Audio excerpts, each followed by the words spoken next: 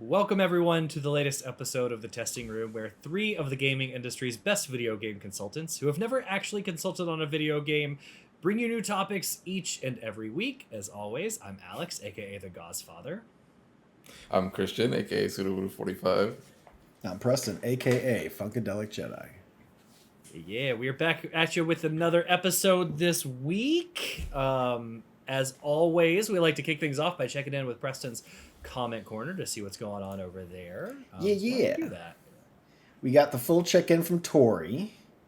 Before we do that, I'll just do Christian's quick little comment. I hope you saved those MS Paint drawings because those are great. LOL.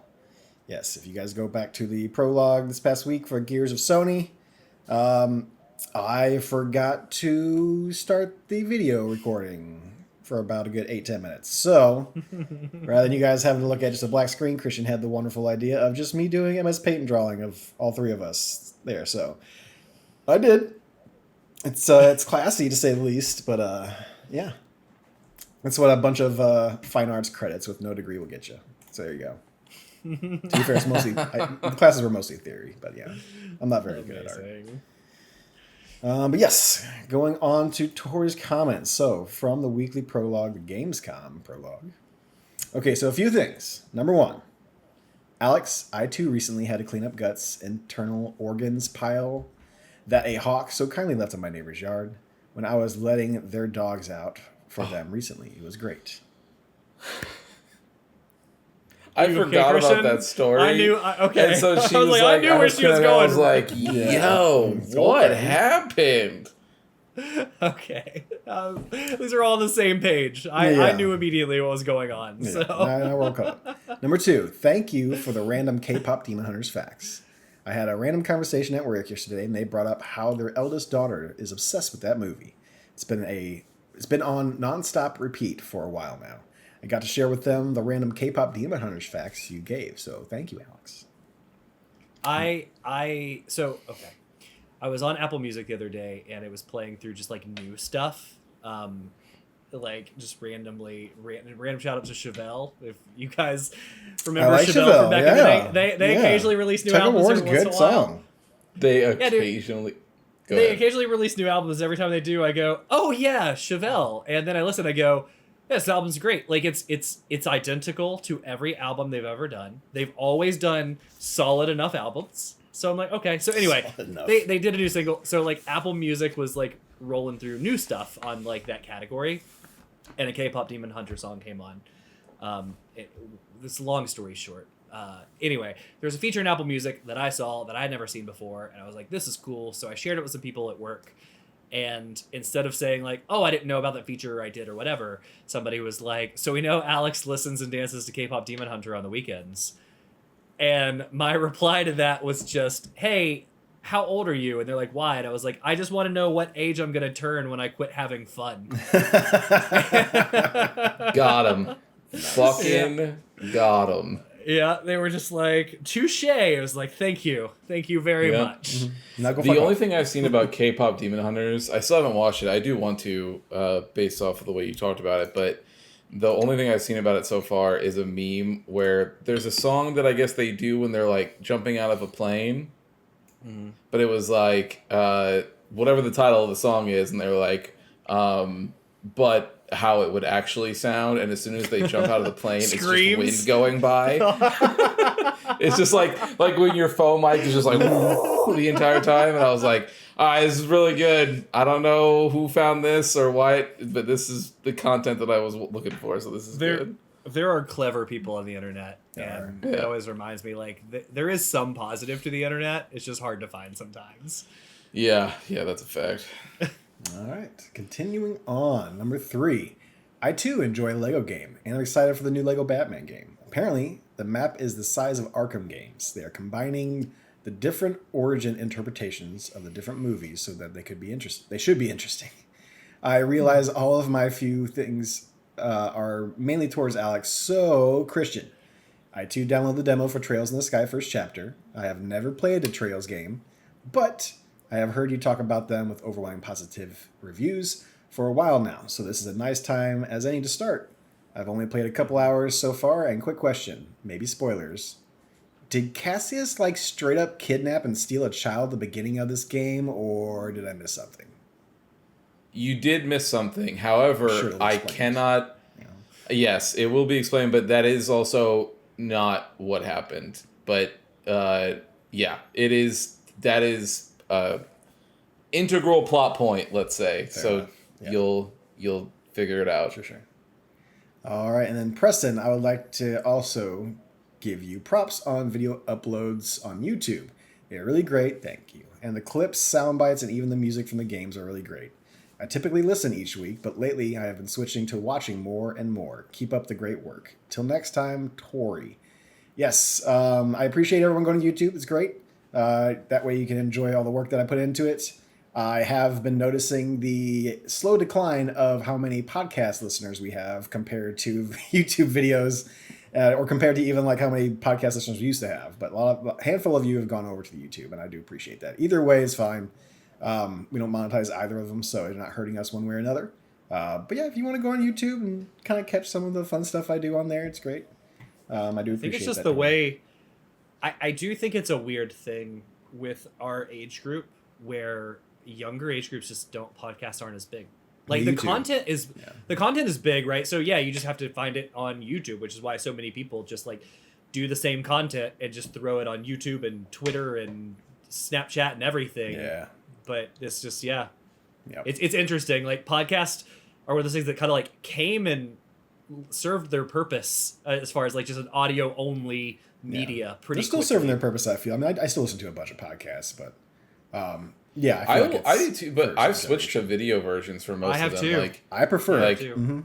because if I'm working, like it's so much easier for me to toss up a video on my other monitor and just have that play. I'm still listening to the audio, but occasionally like, I can glance over, see whatever visual bit might be going on or anything like that. Now, obviously, I will still have audio versions of those same podcasts downloaded because if I'm ever on a plane Driving or something. Yeah. driving or whatever, it's nice to have those. But yeah, I've switched almost exclusively over to it's like having video other stuff. people in the room, right? So maybe you guys are like me, but like a lot of people again in our generation, if you go to hotels, other stuff, you like to keep on the TV if you're not watching it because it just makes you feel like other people are around and engaged. It's the same thing like with the video podcast. I feel like I'm engaged. I feel like people are around, but I don't physically have to interact with anybody, so it's kind of nice, especially while working. Yeah. That's All right, and lastly on this... Go ahead, sorry. I was going to say, shout out to Tori for trying out the Trails game. That's amazing. I hope you like it. If not, it's okay. It's not going to hurt my feelings at all. She seems like she likes it.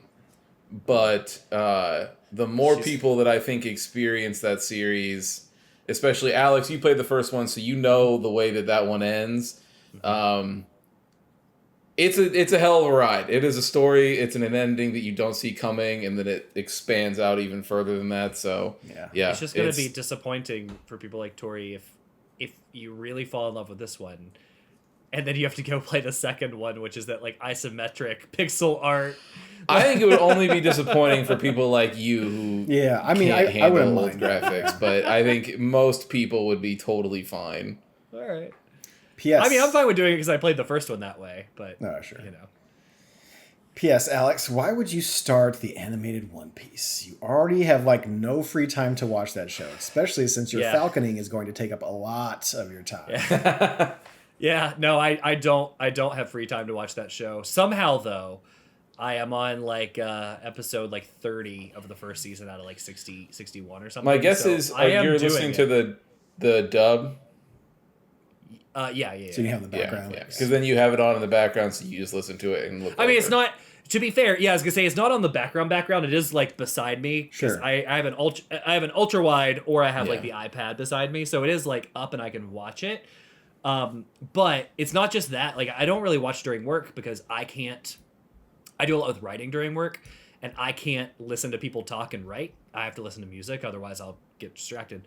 But I have been like carrying my iPad around the house, so like if I'm downstairs cooking, I'll have it up and I can watch while I'm cooking and other stuff. So I've been making it, but you're right, like it's a lot. It's a lot. All right, second comment from Tori. This is from Rise of the Tomb Raider Part 2. Hi, it's me. the person Alex was alluding to in the prologue this week for popping up on the scoreboard in Rise of the Tomb Raider while you were all playing, that was from playing recently and the first time playing. I may have gotten a head start in the Tomb Raider before you announced what would be playing in part 1. Alex, my bad. In my defense, when you announced these games for Video Game Book Club, they were on sale on Steam. So I bought a nice bundle for the series. While y'all played through Call of Duty and Metal Gear, I played the first Tomb Raider. I wanted to see if it was actually an origin story or if Lara Croft was all Lara Crofty.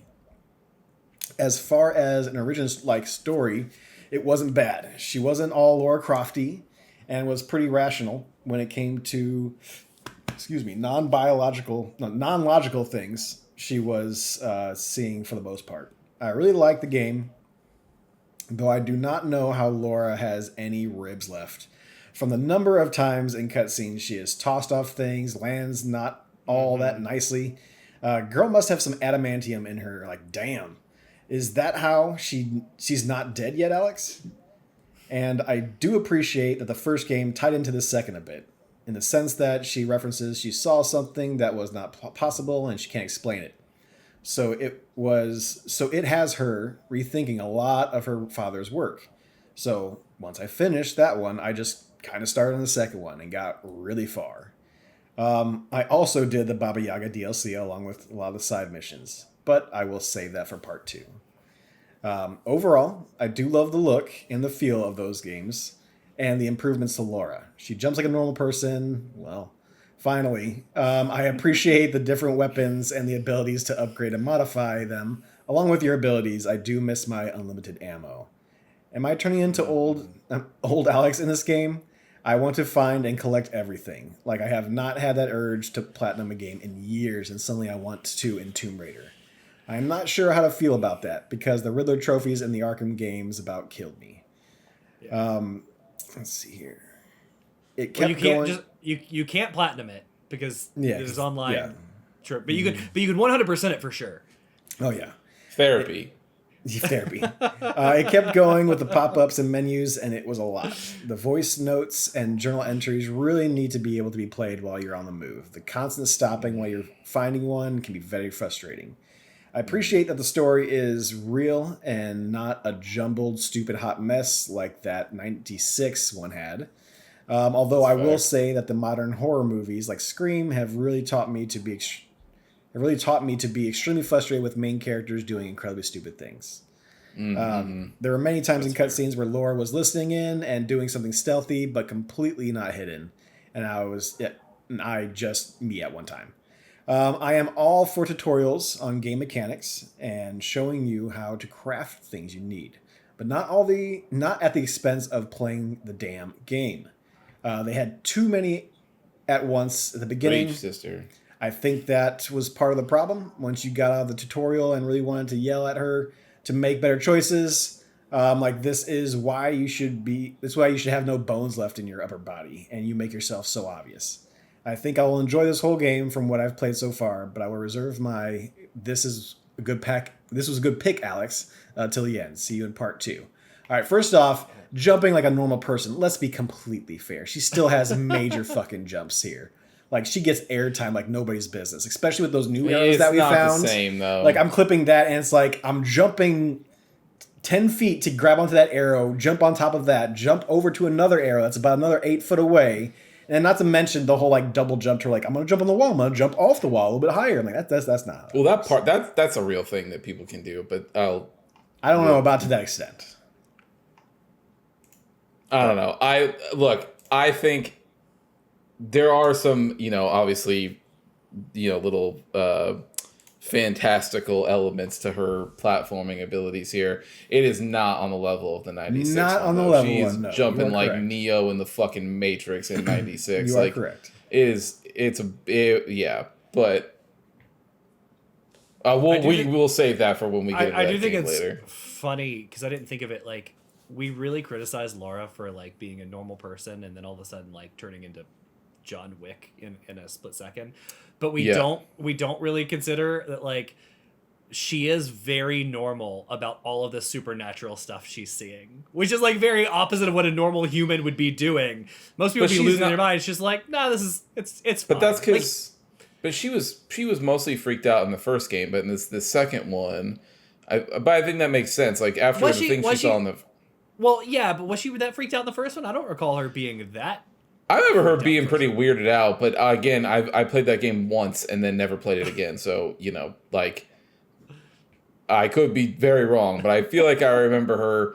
The only things I remember from that game, other than that, are her turning into a murder machine within the first hour and a half. And to be fair, this is a thing that happens in this game, but all of the weird like torture, trauma stuff that this game loves to put her through. Yeah, it does put her through a lot. At least Not they as did bad. away. Yeah, because they did away with all like the horrible like graphic cutscenes of like you dying. Because like every time I die now, it's just like ragdoll hits a wall and fucking just tumbles down into the abyss. Oh, dude, I missed a quick time event at the end here, and she really? gets done up in a nasty way. I didn't see any Yeah. crazy cutscenes. I didn't either. I remember the first one being pretty brutal. And remember the first one, like even the whole like village people she was dealing with like had blood and skulls everywhere. This was not Yeah. as bad as the first one. Just burnt bodies Yeah. and such. Yeah. Fair. Some guy reach you up Yeah, you later. can put 'em out on Headshot misery. plus Yeah. 50. I got we'll talk about it when we get there. I got another violent fire stealth kill in this playthrough as well, Okay. which I thought was funny. Nice. So. Yeah, that is the Comic Corner. Who wants to start the week? I can go. Sure. Yeah. Mostly because one of the games I played, I was hoping somebody else would have played so we could talk about it. Have the time, dog. But that is not the case. So I did finish Gears of War. Nothing more to add really there. I Gears. finished it. It's the same story. It looks very pretty now with the new touch of paint they gave to it. But it's it's Gears 1. Good game, I think. And then I moved over to Shinobi Art of Vengeance. Mm-hmm. And I have 100% of that game. Oh, yeah. So it is fantastic. It might be one of the best games I've ever played. It was It's two of them this year. absolutely perfect start to finish. If I was going to get, I would rate that one a 10 out of 10. There's not a single thing that I would change. Everything about the game, this game made me care about a character named Joe Musashi. So, sky's the limit for them, really. I seriously... that sounds like a name from it's like Johnny Tsunami. It's like an old Disney movie name. Remember this is, Shinobi was a game from way back, early arcade days and everything else like that, right? So having a kid, you play as Joe Musashi, a ninja who blah, blah, blah, and you're like, yeah, okay, whatever, Sega. But then, now, and he only speaks in grunts. He will, whenever somebody speaks to him, he just is like, ugh, and then, everybody will know what he's saying to them. Somebody will respond and go, oh, yeah, that's a good point, man. It's so funny. And they play it in a good way, in a funny way, that works. But then as you go on, there's just so much. Every single song in this game is incredible. There's a particular stage that I was hoping that Preston would get to, but Preston, you'll know when you get there, there is a plane that is flying in the beginning of this level. It's basically one of the traversal levels that they do. And Joe shoots out of the back of it on a rocket-powered Hell yeah. surfboard, basically. Hell yeah. So you'll know that when you see that in the beginning. When you see that, get ready for one of the best tracks that I have ever heard in a fucking video game, especially an action game. It's great. But yeah, I have not been this lasered in on a video game since either Expedition 33 or Citizen Sleeper 2 this year. So it's up there. It's it's absolutely on the top part of my list. From a action sort of platformer standard, it needs to be on. If you like that genre, if you like a Metroid, if you like a Castlevania, that kind of style of video game, this needs to be on your list. I think the demo is still out too. If anyone wants to kind of check that out. Demo is still check out. Yeah, and you'll know very quickly within that demo whether or not this is going to be for you. Very excited. But yeah, so 100% of that. It was fantastic. Not much more to add there. I'm excited for Preston to try it out because I know you're Maybe really tonight. gonna dig it. After Alien Earth. And then I played the game that we're here to talk about. Finished that, and then I got a little bit until some other games come out this week. And so I was like, man, I'm still in the mood for something kind of actiony. You know, I don't know. Oh, actually, before I get into that, I also played the demo for Lost World or Lost Soul Aside. Okay, we watched you do that. Yeah, so I streamed it for you guys too, so you guys saw it. I The demo is still out, so anybody who was interested in that game, you can play it. I think the story around that game is super insane. We might have mentioned it before, but this game has been in development longer than we've been doing this podcast. 8, 9 years or something like that. It was just by him for a while, and then Sony came in to help out a couple years ago.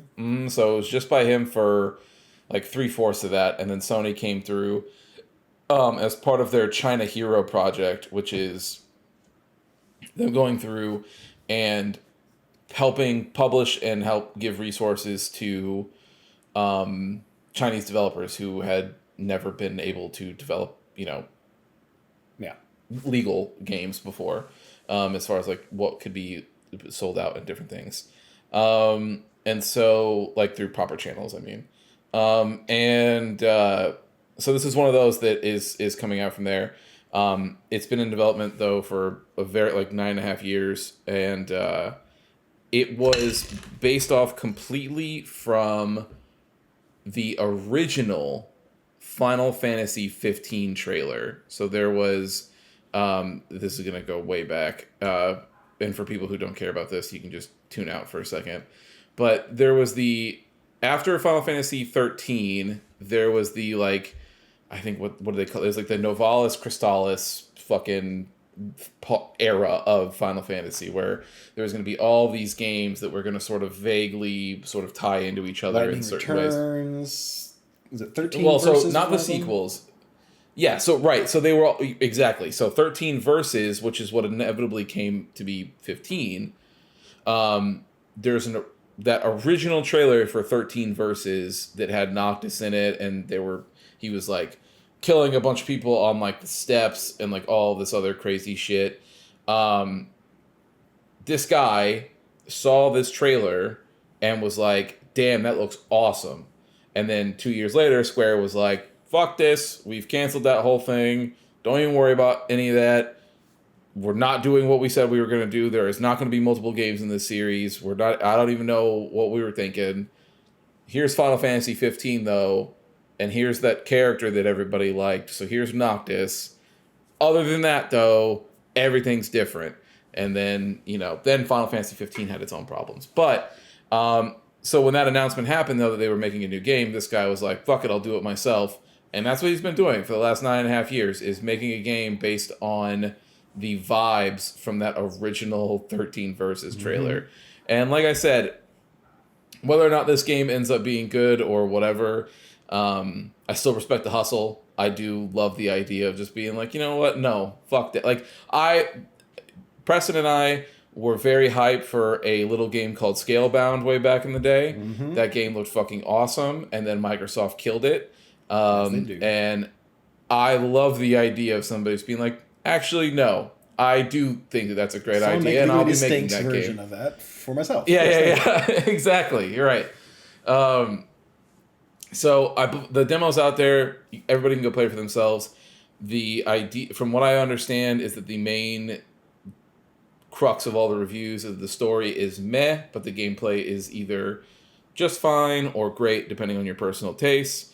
I think that if it is a traditional action style game, it shares a lot of DNA with Devil May Cry and different things like that, but it is flashy like Final Fantasy 15. There's a lot of teleporting and jumping around and cool particle effects and different things. I really dug the combat, but I will say the performance is all over the place. I was able to get it to be semi-consistent after I did some tweaking and everything, and it was able to stay at a lock 60 for a while. But I think that if you play the demo and you're on the fence about it, there is no harm in waiting for some performance patches to hit that game if you decide that it's something that you want to check out. But I thought it was cool, so I'll definitely be checking it out at some point. That leads into what I was going to say, which was, though, I was looking for something actiony, but I know Silk Song's coming out in a couple days, all this other stuff, so I was like, what am I going to get into? Looking through the backlog, and I had not gotten to Ninja Gaiden 2 Black, that remake that they did of Ninja Gaiden 2. And so I've been playing that, and man, I've only played Ninja Gaiden Black 1. I've not played any of the other ones, mostly because all of the other ones are varying degrees of bad. Ninja Gaiden 2 was not bad. It is good, but it was only good on the 360. The PS3 had copies of all these games they were called Sigma, so Ninja Gaiden Sigma 1, 2, and 3. And those are awful versions and awful ports of these original ones. And they're enemy health is all fucked up. It's just bad. I don't need to get into the differences. Everybody can go look it up for themselves. But so for a long time, it was, if you wanted to play any of these new Ninja Gaiden games, it was, hey, go play Ninja Gaiden Black on original Xbox, and then play 2, but you'd have to find a easy way to go play that game, right? And then after that, they would go, okay, you're done. That's it, because 3 is okay at best, and there's, whatever. So then they announced Ninja Gaiden 4, obviously being done by Platinum. That game looks fantastic. Mm-hmm. But they finally redid and re-released Ninja Gaiden 2 in a way that is now playable and better, and they are calling that the Black version, which is inside the community is known as hey, this is the good version. We're doing it right, guys. Yeah. And so I forgot, though, how fucking violent Ninja Gaiden is. Yes, sir. And in the first 5 seconds of this game, someone gets their face blown in half, and I was like, Jesus Christ, I forgot about this. So that's been wild. Some of the finishers that are in this game are woof. Pretty gruesome. Yeah, but it's very fun, and I'm excited to keep playing it. So that's been great so far. But that's it. That's what I've been playing. Okay. I actually want to go since you got the book club. Sure. Yeah, I played the game we're here to talk about. I'm trying to think. I've played other stuff. I've played 2 other things. Allie and I... Any new slurs? No, I actually haven't played that much Rematch this week. I know. It's unfortunate. So Allie and I, on the recommendation of Jake in Preston's Star Wars Sunday a couple weeks ago, mm-hmm. said that I should play Baldur's Gate 3 with Allie because he was playing with his significant other. And I was That's what you know were doing yesterday. I saw you pop up. Yeah, I was like, you know what? Let's try it. So I asked him the best way to play for a new player. Should we do split screen co-op or should we do crossplay? And we decided on crossplay. So in the office, she was on the couch behind me with the TV, and then I was here. And he said that's the best way to experience it, just because the menu and stuff like that gets to be a lot. So we played some Baldur's Gate 3. She seemed to like it. We got to play it after about 2 hours of starting because, character creation. Yeah, right. Yeah. Yeah. And that's what she wanted to do. So otherwise, that was good. It was good. We're playing on normal, which I wasn't sure how she wanted to do that because she doesn't know D&D, and I played the game once, but I'm also not a D&D expert, and I can tell in the harder difficulties you really have to pull on your knowledge of just what can I do with this sandbox around me? Yes, what can I do? Yes, exactly what it is. But we had fun. We had fun. We played that. We started a campaign. We made it out of the Nautiloid ship. We found Gale, and we found Withers, and we stopped after doing the Withers thing. Have you been letting her do the decisions? Since you know what the outcomes are? On some, yeah. So I think the only thing I've done is I let her do the Withers thing. I got Gale, but everything else she has decided on. And the cool thing is so in the playthrough, I also decided to make this my Dark Urge run. Oh. And Yeah. Oh, So Jesus That could end Christ. badly. This was a choice. So it is funny because, like, you know how you can walk up and you can, like, the way they do it with the other characters, you walk up and you can listen. So, like, Allie's making the decision and you can recommend, but you could listen. So I get different dialogue than her all the time. So does Like, she yes, you know do. you chose a dark urge, and does she know what the dark urge means? No. No one Of knows. So she course didn't not, walk. Preston. She didn't That walk makes it more up fun, on me to at be one fair. point. Yeah. She didn't walk up on me at one point. She goes, "What are you talking to that person about?" I was like, "Oh, I just stuff." And she was like, "What'd they say?" And I was like, "Oh, they just warned me about this, that, and the other." And then I think she observed the Gale thing, and it was like, "You want to maim his arm or whatnot?" And she was like, "Oh, that's a weird choice." I'm like, yeah. That's all I've said. This game's got options, you know, it's whatever.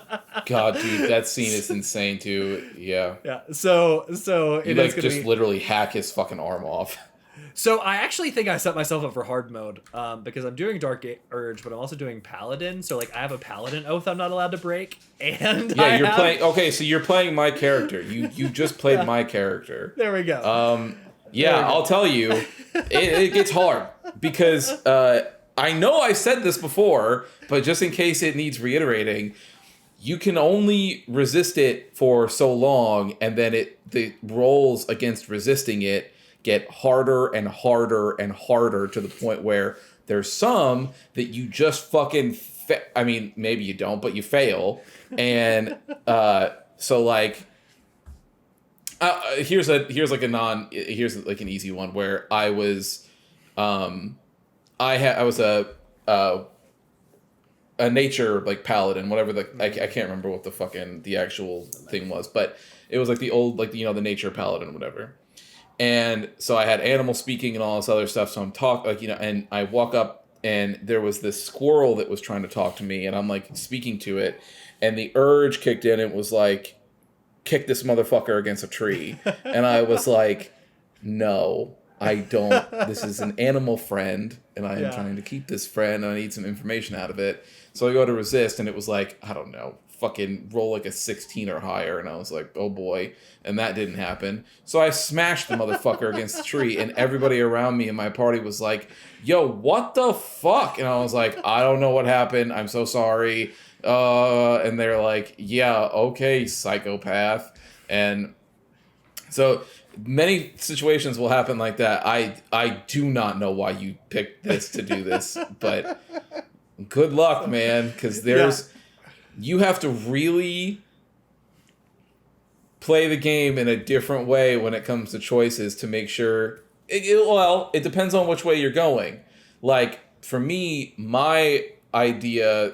This is this game is a little bit older now, so it's okay to say, but like my idea was to beat the Dark Urge. Like I was going to right. Resist. But there was many times where I was like a decision off of committing a genocide, which is what easily can happen during that playthrough. And there's a lot of times where like, the easy part about mine was that I had me planning my decision route through this game. You've got somebody else making decisions, and then you're just in the background having fucking Dark Urge attacks randomly. I hope you're able to thread the needle, because your particular ending, if you are able to pull it off, is, in my opinion, the best ending in the game. It is fucking incredible. Yeah. But if you murder everybody, then hey, have fun being the new blood god. You know me and bad endings, so I'm gonna say. Yeah, I know. Yeah. So far it's been fun. Allie did right in the very beginning when you could like pull the brain from the skull and it turns to a little creature. She did just murder it. She just killed the brain. She's like, gross. She just went like, ew, no, and killed it. And I was like, yeah, I mean, he'll come back around later if you save him. But she's like, no. But otherwise it's fine. And then what else? The other game we played, we finished, her and I finally found time to go back. We finished Split Fiction. I saw that. Yeah, and man, it's a good game, dude. That company makes good games, man. It's well written. I will say there's a couple of things in that game that happen that like I've never seen in any other game, which I commendable to do that. But it was a very heartfelt story, and like as we hopped back into it and we played through, we're just like, it's good. It's gonna be high on the list, and it deserves. I don't know if it deserves to be Game of the Year, but if it wins Game of the Year, I understand, right? And like Preston, to your point that we were talking about, like it's a good game, but then when you add in the like couch co-op, bringing people together, and that it kind of slants it towards like being a winner. But on its own, it's very, very good. So yeah, that's what I played. So when we finished that, Nally, I was like, I think you would like Baldur's Gate now that we can play together. Interesting thing too about the Baldur's Gate thing. So to do crossplay, or to do couch co-op, it's like we're gonna need to get it on PlayStation. And when I looked, it said like $59.99 or $69.99 or whatever, and then it said below it like or premium. You know what I mean, like premium plan, Deluxe edition, whatever. Yeah. Well, the subscription No, for the cloud PlayStation cloud Plus. service, Okay. cloud service, yeah. Premium, which is like $17 or $18, and I was like, well, I don't want to buy the game, so let's just do it that way. Okay. So on my phone, I just signed up for the thing, and then like on my phone, I was like, well, let's start the download, and it said included with premium, get a free 2-hour trial, and I'm like, oh, I mean, it's whatever. And so I went to download the game, and included with premium is only a free 2-hour trial. Yeah, because they don't give it to you. the game. Well, what made you think you were going to get that game for free? Honestly, the fact that other services would include the But in their PlayStation, service. the PlayStation does this every time. It's like they have the releases of Yeah. what's free that month, and then after that month, unless you grabbed it, then it's not free. So you should be able to see what it's Well, not free Game games Pass, are. brother. That's why I don't pay for their service. So anyway, I instantly like within minutes, Well, like 6 you minutes. do. All don't. Well, Well, you do now. within 6 minutes, I went logged in, canceled their service. They're like, "We hate to see you go. Tell us why." And I was like, "Other," and then wrote a big No, of course, yeah. And then you went and bought Baldur's Gate 3. yes. Yeah. That's why you just didn't they go got to it. get Game Pass. They got an extra $18 from me. He ain't got no because they're Xbox, dog. A bunch of assholes. Ah, that's right. The Xbox. No, it's fine. But yeah, there's that. So, just buyer beware. Yeah. Everybody's out to screw you. Do your research before you buy a subscription thinking you're going to get the free game. Sure. If it would have said it like up front on the mobile store, I would have just paid for it, right? But like it said, included with, and it wasn't until I got on my phone and did it. It was like to download, get free every 2 hours, just whatever. Sony. Yeah, they do trials for games where like they let you play so many minutes or hours. Effing a-holes. So Yeah, for sure. anyway, that's my week. Okay. Well, I got a couple games in. Played a little bit of Monster Hunter with Christian last night. We got to see a couple of the new monsters that I didn't get to see yet. Oh, yeah. What new monsters? Well, the ones that from the last hasn't episode gotten to I see wasn't them. messing with.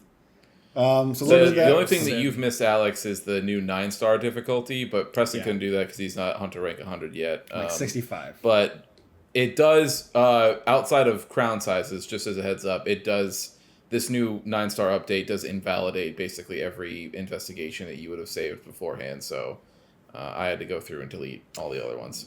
I deleted a lot of them anyway, only keeping a few of the gym ones. But now that like they have the amulets or whatever, the charms you can get now and other stuff, I was like, whatever, I don't care. So I got rid of a lot of them. Yeah. All right, and then on the stream, twitch.tv/testing room live on Sunday mornings around 8:30 Central Standard Time, we did not beat Super Empire Strikes Back. We did get about a little over halfway though. That game is hard. That game is hard. And then I was watching just Game Grumps popped up like of them doing it for a couple episodes, and they quit after the third episode because they couldn't get out of that little Hoth cave area. And he mentioned on there, and like you can look it up, but when you see a list of some of the hardest Super Nintendo games, that game is usually on it. It's the hardest of the 3 of the Star Wars games, and it's apparently one of the hardest of Super Nintendo games, period. So, but we're getting Also, through it. Aaron, if it comes to Game Grumps, Aaron also has zero patience for some of that stuff, so I could see him failing a lot. Just being like, this game. He also, Preston, does that one have an easy mode? So yes, it does have an easy difficulty. There's like easy, something, and Jedi. So, but yeah, there are 3 different difficulty settings. I went down to easy for sure. Yeah, I think his video. I think they're playing on. Normal, Oh yeah, because they don't get nearly as many like health drops and stuff like that. Yeah. Are you on pace to crack the leaderboard when you're done? There's no leaderboard for this No. one, so no. There is. Yoda's at the top. Oh yeah. I mean, I might crack the cartridge leaderboard. Yes. But He will not. you don't know His that. original You don't know score. that. His original score his original score would have gotten there. Then he died, and now he started over multiple times. So his new score is not near 500,000. We'll see. You don't know how well I'm going to do in the last half of it. So. Like 3 times. I mean, to be fair, when I died the first time, it made me put myself on the leaderboard, and I was only a couple levels in, and I'm already like, Yeah, fourth but or third place. the difference there though is that when it puts you at third, and then you were at like 30 something thousand, and then there It's was substantial. 100,000 above you, and then 500,000 above that. So the gap between you and Yoda is pretty big. Yeah, it's not that far. Just it's more easy fine. play We'll do things it. are It's okay. we'll do it. But yes, we have the part 2 coming up next week, so that'll be fun. And then for the listeners out there, viewers out there, we will be doing Return of the Jedi probably that following week. So 2 parts for Super Empire, and we'll see how it goes with Return of the Jedi, but having a lot of fun with it. Interesting, because I've never played this one. This is the one I haven't played. So, but to be fair, I haven't beaten any of them, and I haven't gotten far in most of them. So it's all gonna be new stuff for me, anyways. Then I started up and beat Sword of the Sea. This is from Giant Squid Games. Guys made Pathless and such. It's a gorgeous, great, short game. I think I racked in about 4 to 5 hours. I think how long to beat has it around 3 if you just mainline it. But it's a gorgeous game. I talked a little bit about last week about how you like surfing with the sword and you can do tricks and stuff like that. I got a couple more tricks. And the story goes some places. There wasn't any like combat until towards the end. So there may be something you can ride on that does some attacks, and then there's a whole like final boss with a very Ganon-like battle to where it's like, oh, we're gonna hit the ball of light at each other back and forth until the boss doesn't hit it and it hits him. But it's a very cool scene as far as like what's going on there. So it's really cool. If you enjoy Journey, if you enjoy The Pathless, and you just like a beautiful game that has an incredible soundtrack by Austin Wintory, totally worth I think it's like $25-$30 it would cost to get this game. So it's a lot of fun. I can't wait for you guys to play it. But it's really good. Probably definitely cracking the top 10 for me for sure. And then that was the games. I wanted to play some Shinobi, but the Video Game Book Club took me a little extra time, so I didn't get to play that. But I will be playing that later on tonight. Netflix is over. I only got a chance to watch one thing off of there. And then I just was hanging out with Christian and stuff like that. So before we get into that, we did go to Cream City Convergence, Christian and I. We got to see a full day's worth of fighting game tournaments. So watch some Tekken, watch some Street Fighter 6, watch some Strive. Pretty big turnout. It's a lot of fun. We just kind of hung out, watched a bunch of matches. And yeah, I definitely want to go to more. That one was really fun. Yeah. We also, I do want to share a story from there where Preston and I witnessed a double KO that happened, which Preston and I, over like the 100 hours of Street Fighter, I didn't even know that was possible. maybe 1 or 3 times. Yeah, I mean, it was very, very low. And so we saw it happen. There was a huge crowd pop off. Everybody's excited. But it was the person who won... So like, they had to make a decision on what that meant. Yeah, and so... But it was so funny because the game literally pulls up a screen and is like, this character wins. Marissa wins. Because in the set, it was 2-1, like out of the best of 3. And so that, even though they both got a point in that last one, it put 3-2. Yeah. Well, no, it did 2-1. And so because it was first to 2. So then everyone's like, oh yeah, okay, cool. Marissa wins. Like the person was playing Marissa. And they had to bring people over and be like, what does this all mean? What should we and do? Everybody was like, it's on the screen. They win. It's right there. It and shows you who won. Well, but like, so normally if a set ends like that, then they just like null it out. And I go, yeah. No, they null it out if both players at 1-1 and then it puts them both at 2-2. Yeah. Then yes, they null it out. But that's not what happens when somebody goes up 2-1. And so everybody in the crowd is like, if you're looking for guidance on who wins, turn around and look at the screen. They'll tell you. It's showing you right now. It's so ridiculous. Yeah. But people are wondering, like, well, does he get points? Who gets points? Like, well, both of them get points. It says double KO. It doesn't say tie. It doesn't say draw. It says double KO. So that's 2 points, one for each. Yep, and that put the one person up at a set of 2-1, first to 2. I win. Yeah. Thank you very much. Goodbye. Like it was so so strange. Yeah, but it was funny. Yeah. Yep, it's a good turnout. It's a good fun time. What is the Cream City? Is that Milwaukee? Yes. Yes. Yeah. Because of our dairy. Okay. It was because they had way back in the day during like the early, like when they were building the city, and they were known as the Cream City for the white bricks that like these cream colored bricks that were used all around the city. Learn something new every day. It's like I've only been here for 2 or 3 years. You sure do. I just love the confidence of like, because nobody just is that what I assumed. Yes, because of our dairy. No. Nope. No. The more you know. Right. And so I got to do a little bit of watching. I got one thing on the Netflix, so I did end up watching Craven. I did not get to watch K-pop, unfortunately, before it ended. Can I just say, you both have a sickness, and I think it is insane to me that you, when given a choice between somebody who also has your same sickness, but a recommendation where it was, hey, there's this one thing that I think is actually really good and worth your time and awesome and is like topping these charts and everybody's talking about it, or this thing that I've already watched ahead of time for you and I can tell you it fucking sucks. And you're like, man, there's that one thing that you said is really good, but I think I gotta watch the thing that sucks before my subscription ends, and I'll never go back and watch that other thing. I don't know if they never. I get it. But yeah, so I know who Craven is. I wanted to see what they did with the character and what all it entails. I've watched Madam Web, so I might as well watch this one, right?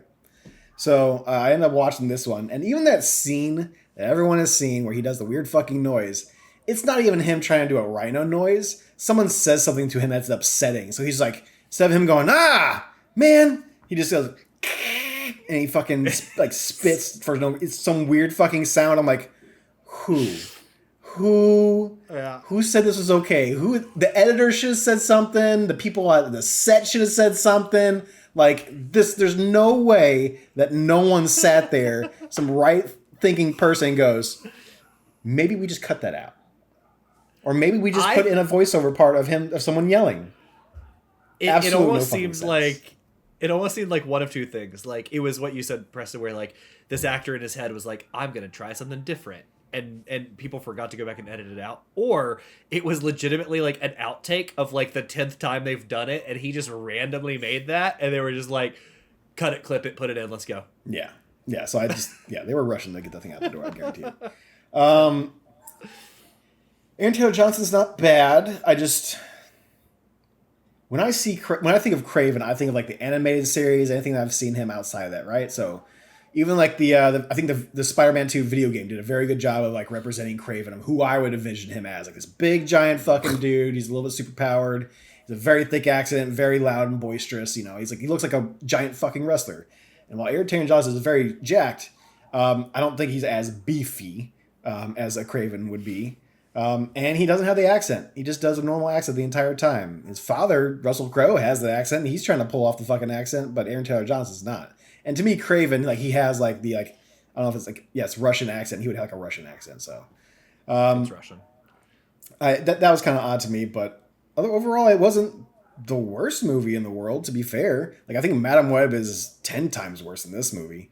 But it just I don't think it reflected what I see Craven as, so overall not great. But no one was expecting anything. Who could have seen that coming? No one was expecting anything more. Genuinely fucking mind-blowing that you came away with that opinion of that movie. Who could have seen that coming? I was playing some Signy, Well, I did play some Signy too this week, by the way. But yeah, I was playing some Signy with it on the background. It's having fun. Yeah, the best way to watch a movie, not paying attention to it.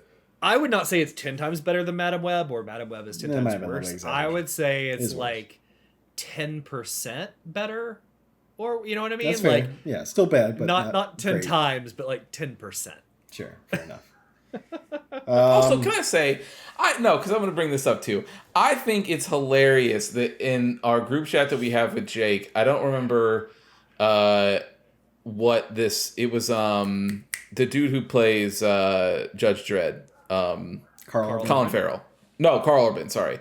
And he's playing Johnny Cage in the new Mortal Kombat thing. And I made a comment. All I said was that I was like, that's an odd casting choice. I really wouldn't see Carl Urban as being able to pull off like a Johnny Cage thing. And Preston jumped down my fucking throat as part of the Carl Urban fucking defense squad and all this fucking shit about how he's gonna fucking play whoever he wants. And then as soon as he talks about this shitty ass movie, he's like, well, one of my problems with it is I just didn't understand the casting for Kraven here. He doesn't really look like Kraven in my mind.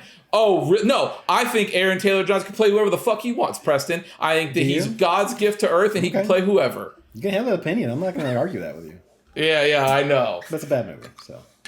and then I started up Peacemaker season 2. They got a couple episodes of that out now. Oh, I did watch one episode of that. It's very good. It's very good. They even had some callbacks to Superman because they had fucking I don't know why I'm forgetting his name. Firefly guy, Guy Gardner, but I forget the actor's name. Nathan Fillion. Nathan Fillion and the hot girl lady. And, I thought you meant like Firefly the character, and I'm like, no, Firefly the movie, the show. Okay. But yeah, it's funny how they're tying it back into the new DCU after they try to tie in the first season to the existing Snyderverse, and they kind of retcon the end, like end credits, kind of like end credits, but like the ending of season 1, and kind of replace them all with like the Justice Gang instead of the Justice League, which I thought was a nice touch. But yeah, it's super funny. I mean, if you enjoyed the first Peacemaker season, you'll definitely enjoy this one. Very funny writing. It's a little raunchy, and there's a whole lot. There's a lot. Yeah. It's been a while since I've seen this much nudity in HBO, and that's saying a lot for HBO. But there is a lot of titties and dicks because he's having like an orgy for like one day because he gets depressed, and they're just everywhere. Which props to him. There's no shame in the game, but it's just very surprising. I was not expecting that. I was sitting here watching this. I'm like, well, I'm sure shit glad I'm not watching it with somebody I wouldn't want to see this with because this would be awfully awkward. I forgot. I remember the first one being a little raunchy, but sure, it wasn't like this. No, that one scene alone was like. I was actually a little annoyed by it because like it's the first episode, and like they don't even give you time to reintroduce you to the show because it's been like 2 years, right? So it's not like, hey, remember we kind of went a little wild with this character. It's like the first episode, and it happens, and I'm just like, somebody needs to reel James Gunn in just a little bit, like just a little. I mean, he's got the power now. Until he fucks it up, he's just gonna keep on riding on the freedom, man. He's got all the power in the world now. And to be fair, more power to him. He's been doing good so far, so I'll give that to him. I like how your more power to you is about orgies. You're just like, more power to you. More. Hey, it was done. It was done bro, classily. Look, man, I want to see more titties in my DC Universe movies. That's all I'm saying. Got titties and dicks in the same scene? I'm down for it. All right. Ain't nothing wrong with it. If you're gonna show titties, you might as well show dick. Don't be shy. Oh, I agree. I think I like the whole like let's be even in this. Be equal I about totally get it. But I wish equal rights for equal sights. Agreed. I just wish I had time to ramp back up with the show and the character. It was before they just threw it out there. It's not fair that only I get to goon. I want everybody to be able to get to goon. Oh, look. I was curious. All right. But yeah, other than that, it's a great way to end on my week. But yeah, I did not do anything else this week. That's it. All right. Well, thank you for hanging out with us, everybody. Don't forget, check in later this week as we're going to tackle the final part of Rise of the Tomb Raider. We're going to find out what Preston's bringing to us on this book club. And yeah, so check in there. And don't forget, of course, Preston doing Star Wars Sundays coming up this Sunday. And with that, it's been a great one. Preston, you know what to do. Thank you for listening to another episode of The Testing Room. To catch up on past episodes or to check out the newest ones when they drop, follow us on Apple Podcasts, Spotify, or wherever you get your favorite podcast. If watching is more your thing, check us out on YouTube, youtube.com/@thetestingroom, or watch us live on twitch.tv/testingroomlive. To leave comments or ask questions, you can follow us on Instagram @testingroompod, leave a comment on YouTube, or send them in to testingroompod@gmail.com. See you next time.